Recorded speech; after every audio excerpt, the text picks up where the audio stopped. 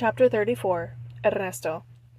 In the months that followed, Ernesto worked hard to completely erase Anya's existence from La Hacienda. This didn't prove to be a difficult task, as most of her possessions were kept in her room. On one occasion, he had made an attempt to bring it up to Javier that they should pack all her things for donation, but he received a look of death before he could even finish the sentence.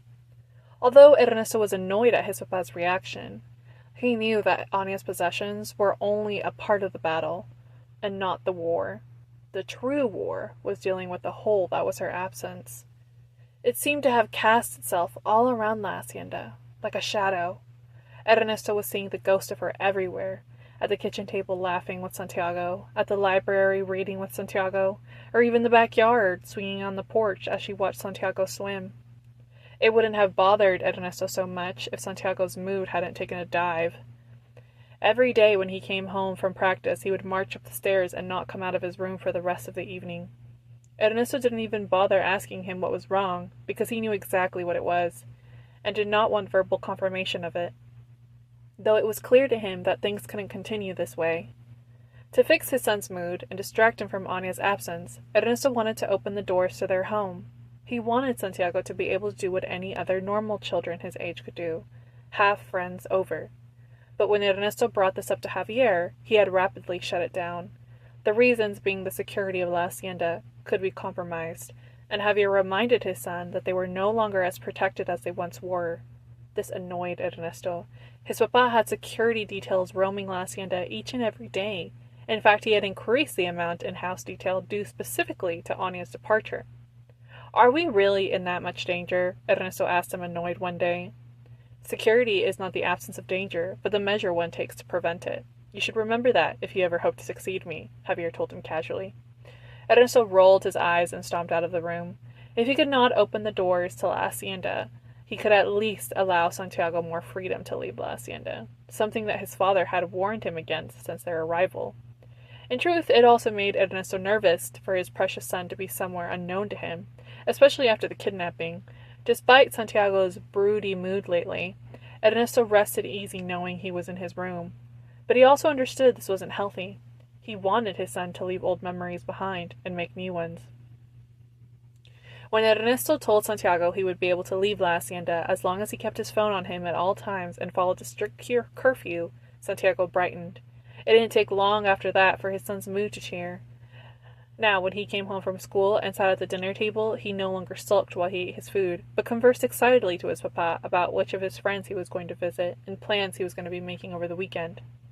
Javier, who had begun taking his meals at the dining room with the two of them, which was something new that Ernesto pretended he didn't enjoy, would shake his head in disapproval when Santiago would ramble on. When Santiago left, he turned his head to Ernesto, saying gruffly, "One day that boy is going to say the wrong thing to the wrong person." Ernesto would just roll his eyes whenever his papa would talk this way. It was obvious his papa was paranoid, and due to the hazard of the work he could understand why, but he did not want to turn into a cynical old man, and so Ernesto chose to have confidence that everything would be fine. Not to mention that it was just refreshing to see his son in such a good headspace, all the while keeping a vigilant eye on the location tracker on his son's phone. Like this, 6 months passed at La Hacienda, and with every day that passed, Ernesto felt that Anya's presence lingered less and less. In fact, for the period of time that followed, no Del Toro actually spoke her name out loud, and so it was easy to pretend that she had never existed in the first place. That is, until the day he found the note. He had not been snooping so much as cleaning. His son's room, like any other teenage boy's, was an utter mess. Books and clothes all over the floor, and though they had someone who did the cleaning at La Hacienda, Santiago, like any other teenage boy, did not want an elderly woman to be cleaning his room, and due to this, Ernesto took it upon himself to tidy up his son's room one day. He cracked open a window, trying to let some of the musty smell, and began to pick up some books off the floor and place them on the bookshelf. On his son's bed was a particular book, titled To Kill a Mockingbird. Not thinking anything of it, he lifted it, in an attempt to put it away, when an index card fell to the floor. He looked down at the index card, thinking it was just a placeholder, until he saw writing on it. It was only 3 short sentences. "As time has gone by, what was is weighed with a cry, left only with why?" unknown. Unease started to creep up Ernesto's spine, and when he turned the index card around his fingers, he saw an old note that looked like it had been crumbled, then uncrumpled, and then taped to the index card. I'm sorry, Anya. Taped next to the note was a daisy that had been pressed against the pages of the book. A memory of Isabella making daisy crowns with Santiago crossed his mind, and then another memory of Anya and Santiago in the garden doing the exact same thing. He looked toward Santiago's bed where the book had been. Had he been looking at the note this morning before school? Was it a morning ritual? Ernesto slumped down on his son's bed, rereading the words on Anya's note and then the poem on the back. Comprehension dawned on him in those moments as he realized that though his son did not bring up Anya because he knew he had an aversion to the topic, not because he had forgotten her, was his son still in love with the vampire girl? Of course he was. Ernesto wanted to scream. He wanted to throw the note and the book away, to set it up in flames and erase her cursed presence from his son's heart. But he knew if he did that, Santiago would know exactly who the culprit was. And no, his son had forgiven him for the lies. He wasn't sure he would be forgiven for this. Instead, Ernesto got up, put the index card back into the book, laid the book face down on Santiago's bed, the exact way he had found it, and decided he needed a drink. La Mezcalerita was busy. It always was, but Ernesto didn't mind it. To start with, he wasn't much prone to alcohol in the first place. Seeing the way that his dad was borderline alcoholic at times, he decided he wanted to be the complete opposite. But when he did decide to have the occasional drink, he didn't like drinking alone, because that was the day his dad drank, just him and the bottle. So even though he was at the bar by himself, Ernesto liked to think that the music and the people around him were actually part of one big party he was attending. He was on his second Cuba Libre of the night, mulling over the unfairness of the world, when he heard someone call his name. He turned and came face to face with the one and only, Alejandro Garcia. Alejandro Garcia was a middle-aged man of average height with brown skin, his forehead wide due to his receding hairline, but with still quite a bit of black curls on his head for his age. He was currently employed as one of the accountants for DT and Associates Corp., but most importantly, he was the son of Emiliano Garcia, the 10th grader that Santiago had gotten into a scuffle with 6 months prior. But despite all that, Alejandro had a smile on his face that reached all the way up his eyes. "Hola, Alejandro!" Ernesto exclaimed, feeling nervous. "¿Cómo has estado, Ernesto, mi amigo?" Alejandro clapped Ernesto's back and took the seat next to him. Ernesto kept his fake smile plastered on his face. "I've been good," he said. "You?" "También." Alejandro smiled, then put an arm around Ernesto and whispered conspiratorially, "Listen, I haven't seen you come by the office lately. I hope there are no hard feelings between me and you. Boys will be boys, you know." He winked. Ernesto nodded and finished the rest of his Cuba Libre in one gulp. After that, he wasn't sure if it was Alejandro's words or his second drink, but he began to feel more relaxed. "Let me get you another one," Alejandro said, waving the bartender over and ordering Ernesto a third drink, along with a drink for himself. "Just finished talking with a client who did not let me get a single word in," Alejandro laughed. "So what are you doing here?"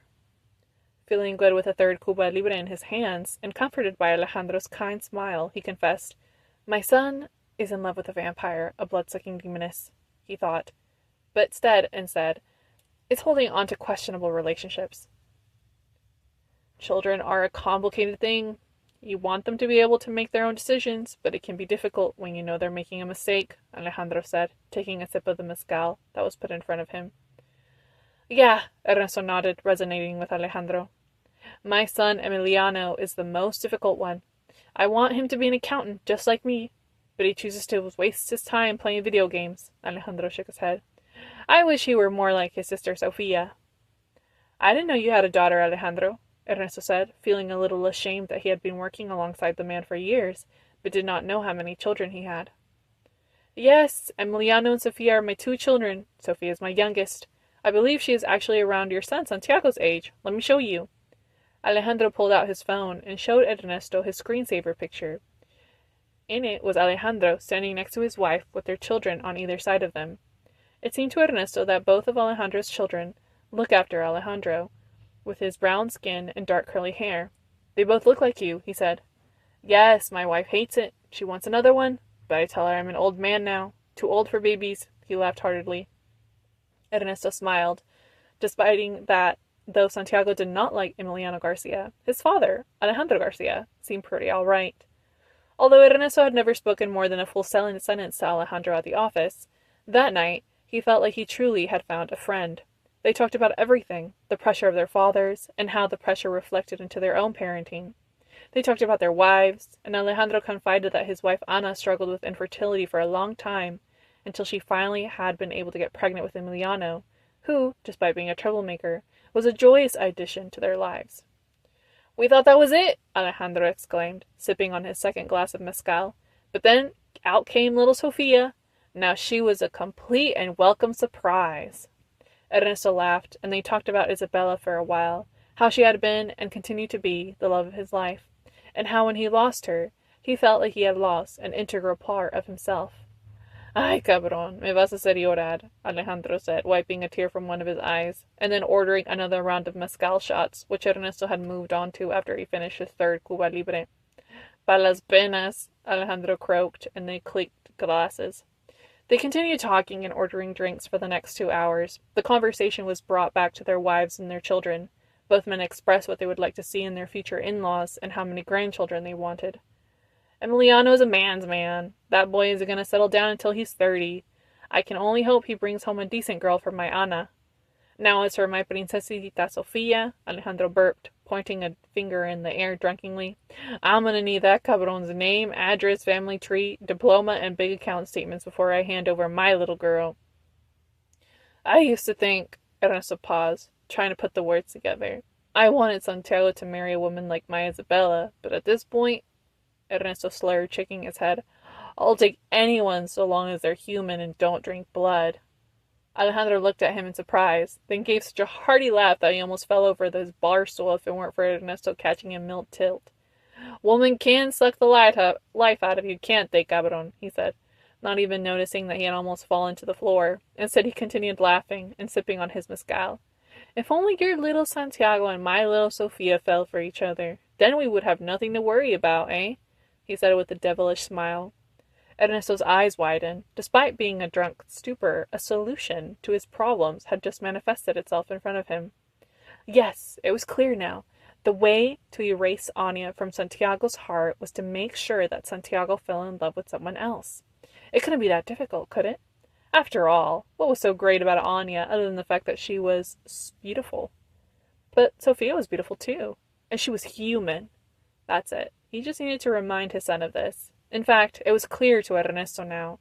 Santiago would fall in love with Sofia, and even if Anya kept her promise and came back, the flame that his son was keeping lit for her in his heart would have burnt out.